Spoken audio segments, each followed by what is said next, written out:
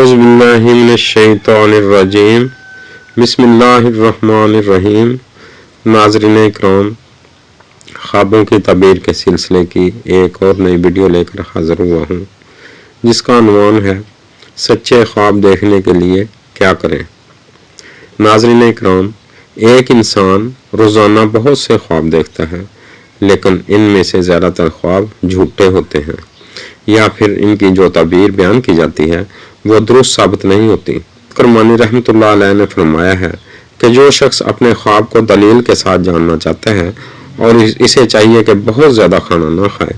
زیادہ کھانا کھانے سے معدہ بھرا رہتا ہے اور کھانے کے بخارات دماغ کو پہنچ کر طبیعت بوجھل کر دیتے ہیں، جس سے طرح طرح کے خیالات آتے ہیں اور انسان بہت سے مختلف اور پریشان خواب دیکھتا ہے۔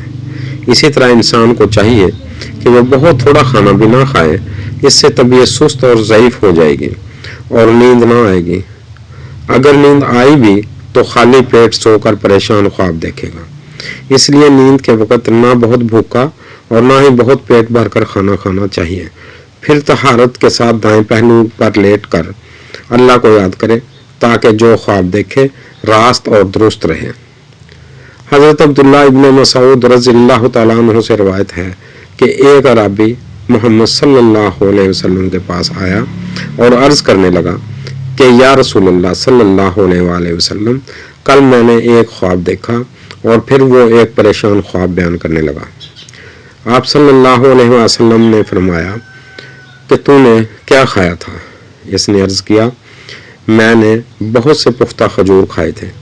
آپ صلی اللہ علیہ وآلہ وسلم نے فرمایا، اس خواب کی تعبیر درست نہ آئے گی، یعنی اس عرابی کے کھانے کا اثر اس کے خواب پر ہوا ہے۔ اب اس کی جو تعبیر بنتی ہے وہ درست نہیں نکلے گی۔ اس لیے خوابوں کی تعبیر بتانے والے خواب دیکھنے والے سے اس کے کھانے کے بارے میں دریافت کرتے ہیں تاکہ معلوم کر لیں کہ خواب درست ہے یا پھر کھانے کا اثر ہے۔